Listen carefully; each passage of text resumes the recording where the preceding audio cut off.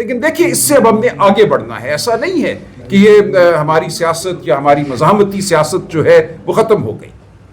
اس وقت جتنی ضرورت مزاحمتی سیاست کی پاکستان کو ہے، پاکستان کے مستقبل میں جو فلاح ہم دیکھنا چاہتے ہیں اس کو ہے، وہ شاید پاکستان کی تاریخ میں کبھی نہیں تھی. ہم ایک تاریخ گھاٹی کے دھانے کھڑے ہیں. اس سے آگے مجھے تباہی نظر آتی ہے. یہ ملک مجھے ان لوگوں کے ہاتھ نظر آتا ہے جو نہ تاریخ کا ادراک رکھتے ہیں، نہ معیشت کا ادراک رکھتے ہیں، نہ شرافت کو کچھ سمجھتے ہیں. دیکھیے پاکستان کی تاریخ میں ایسے مواقع آئے ہیں، اتنا کبھی ماحول شاید کبھی بھی نہیں ہوا. میں جب ایوب خان صاحب کے دور کو دیکھتا ہوں، اور اکثر ہمیں جو دوست ملتے ہیں حکومتی یا مقتدرہ کے، وہ ایوب خان صاحب کے دور کی بڑی تعریف کرتے ہیں اور کہتے ہیں ہاں بس یہ غلطی ہوئی ایوب خان صاحب سے کہ انہوں نے جبر ذرا کم کیا، زور سے ان کو دبانا چاہیے تھا. جو تحریک سن 69 میں یا 68 میں شروع ہوئی تھی، وہ چاہتے تو اس کو دبا دیتے، لیکن انہوں نے وہاں کمزوری دکھائی. یہ ایک وہ بے وقوفانہ سوچ ہے جو مجھے اب اس وقت ابھرتی نظر آ رہی ہے حکومتی ایوانوں میں، کہ جبر سے یہ ملک آگے بڑھے گا. ایوب خان کا دور کوئی مثالی دور تھا، کمی صرف یہ تھی کہ جبر کم کیا گیا آخر میں. لیکن ایسا نہیں ہے. ایوب خان صاحب کا دور شروع کے 3-4 سال اگر ہم دیکھیں تو اس میں ہوئی ترقی. ایک زرعی انقلاب آیا، باہر سے ہمیں ایڈ ملی، پیسے آئے، ہم نے زراعت میں لگایا، زرعی ضرور ایک ہماری جو پیداوار تھی اس میں اضافہ ہوا. اس کے بعد 1962 میں ایک ایسا آئین دیا گیا جس میں نہ بنیادی حقوق تھے، نہ عوام کو ووٹ دینے کا براہ راست حق تھا.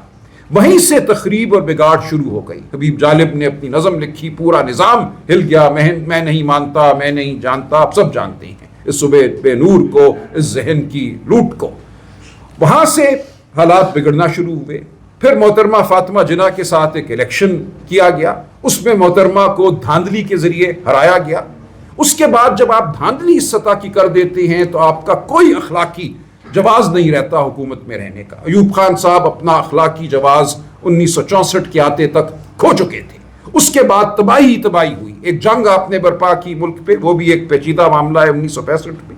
اس کے بعد اگر آپ دیکھیں تو اس ملک کی معیشت نے صرف تنزلی کی جانب رخ کیا. تھوڑا سا ہمیں علمی ایک پیرایا اپنانا چاہیے اس گفتگو میں. سرتاج عزیز صاحب اس وقت پلاننگ کمیشن میں تھے. ان کی کتاب اگر آپ پڑھیں، میں سب کو دعوت دوں گا، بٹوین ڈریمز اینڈ ریالٹی. وہ یہ کہتے ہیں کہ ہم پلاننگ کمیشن میں بیٹھے ہوئے ایوب خان کے دور میں یہ سمجھ رہے تھے یہ IMF سے لون آ گیا، یہ امریکہ نے پیسے دے دیے، یہ روس نے کہا کہ اسٹیل مل لگا دیں گے، اب تو پاکستان کے وارے نیارے، اب تو ہم ترقی کریں گے. پاکستان چل پڑا، دوڑ پڑا، اور پھر کہتی ہے ایک دن بھگ کر کے سب کچھ اڑ گیا. ہمیں پتا چلا کہ لوگ تو بہت ناخوش تھے. مشرقی پاکستان ہو یا مغربی پاکستان ہو، جو تحریک یہاں چلی 1968 کے بعد، وہ ایک تاریخی نوعیت کی تحریک تھی. تو کہتے ہیں ہم جب بیٹھ جاتے ہیں ان اونچے ایوانوں میں تو ہمارا رابطہ رشتہ عوام سے کٹ جاتا ہے. وہاں بیٹھ کر کسی جرنیل کے سامنے کلابے ملانا، یہ بتانا کہ اب ہم بہت اچھا آپ کی ہدایت کے مطابق چل رہے ہیں، اب پاکستان فلاح کی جانب گامزن ہوا، بس آپ کی جناب ضرورت تھی، آپ کی لیڈرشپ مل گئی، اب تو ہمیں اور کچھ نہیں چاہیے، پاکستان ترقی کرے گا. یہ کھیل ہم بہت دفعہ کھیل چکے ہیں. آج پھر ہم وہی کھیل کھیل رہے ہیں. آج پھر ہم یہ سمجھ رہے ہیں کہ جبر کے ذریعے پاکستان ترقی کرے گا. جو اس کو ایک ضرورت تھی ڈنڈے کی، وہ ڈنڈا مل گیا، اب ڈنڈا چلاؤ، ڈنڈے سے پاکستان میں نہریں بہیں گی شہد کی اور دودھ کی. ایسا نہیں ہوگا. آپ پاکستان کو صرف اور صرف تباہی کی جانب لے کر جا رہے ہیں. جو آپ جبر کا نظام برپا کر رہے ہیں، جو شرافت کو آپ تار کر رہے ہیں، اس کا نتیجہ تباہی کے علاوہ کچھ نہیں ہوگا.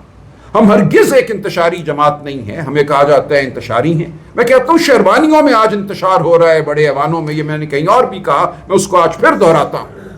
جو آپ آئین اور قانون اور شرافت کی دھجیاں بکھیر رہے ہیں، انتشار وہ ہے. انتشار وہ نہیں ہے جو بچے احتجاج کرتے ہیں تو آپ ان کو مارتے ہیں. احتجاج وہ نہیں ہے جب آپ ایک قومی لیڈر کو بند کر دیتے ہیں کال کوٹری میں اور اس کے بعد خلاف اس جبر کے خلاف آواز نہیں اٹھانے دیتے. وہاں آپ آنسو گیس برساتے ہیں، ڈنڈے برساتے ہیں، لوگوں کو گرفتار کرتے ہیں، بغیر مقدموں کے کال کوٹریوں میں ڈالتے ہیں. 7 دہشت گردی کے مقدمے میرے خلاف قائم کیے گئے ہیں پچھلے 1 ہفتے میں. آج میں ہر روز کسی عدالت میں جاتا ہوں یہ بتانے کہ میں دہشت گرد نہیں ہوں. تو یہ آپ نے رویہ اپنایا ہے. آپ چاہتے ہیں کوئی آواز بلند نہ کرے, آپ چاہتے ہیں کوئی گفتگو نہ کرے, کوئی آئین کی بات نہ کرے, شرافت کی بات نہ کرے, تو یہ معاملہ کیسے آگے بڑھے گا؟ اس لیے اب ضرورت ہے کہ ہم سب رک جائیں. جو آئینی ترمیم کا ایک ڈھونگ کھیلا گیا, جس کی وجہ سے یہ جبر پچھلے جو چند دنوں کا ہمیں نظر آتا ہے, 63A کا فیصلہ دے دیا قاضی صاحب نے, آپ کو کہا کہ ہاں جو منحرف ہوگا اپنی جماعت سے, اس کا ووٹ سر آنکھوں پر اٹھایا جائے گا, اس کو گنا جائے گا. اس فیصلے کا اس وقت مقصد صرف یہ تھا کہ وہ بازار گرم کیا جائے بے شرمی کا جو آج گرم ہے. لوگوں کو اغوا کیا جائے, مارا پیٹا جائے, بہنوں بیٹیوں کو پہ ہاتھ اٹھایا جائے تاکہ ووٹ ڈلے, اور وہ ووٹ جو ہیں اس آئینی ترمیم کا باعث بنے جس کے ذریعے شاید نوکری کو طول مل جائے کسی کی. تو ہم کہتے ہیں ایسا آپ نے جو کیا بہت برا کیا. نہ آپ کی نوکری کو طول ملے گا, عزت تو خیر گئی. آپ اگر چاہتے تھے کہ ملازمت کرتے رہیں کچھ عرصہ اس ملک میں, اور اس ملک میں وہ فیصلے دیتے رہے جو مقتدرہ کے من پسند ہیں, تو انشاءاللہ یہ نہیں ہوگا. پاکستان کی عوام کھڑی ہے, پاکستان کی عوام سڑکوں پہ بھی آئے گی. اور دیکھیے سڑکوں پہ لیڈر نہیں لاتے عوام کو. یہ ایک کہنا کہ سلمان راجہ اگر ڈی چوک پہ پہنچ جاتا اور 4 گھنٹے وہاں تقریر کرتا تو انقلاب آ جاتا, ایسا کہاں ہونا تھا. شیل مار کر آپ نے تو علیمہ بی بی کو 20 سیکنڈ وہاں کھڑے نہیں ہونے دیا, ان کو اٹھا کر لے گئے, ڈاکٹر عظمیٰ کو اٹھا کر لے گئے. یہاں تو وہ ماحول ہی نہیں ہے کہ آپ کوئی گفتگو کر سکیں, کوئی آواز بلند کر سکیں.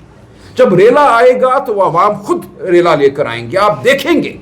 یہ سمجھ لیا گیا ہے کہ جو بنگلہ دیش میں ہوا, جو مصر میں ہوا, جو سری لنکا میں ہوا, وہ کبھی پاکستان میں نہیں ہوگا. وہ ہوگا. میں آپ کو یقین دلاتا ہوں کہ ہم سب غیر اہم ہو جائیں گے.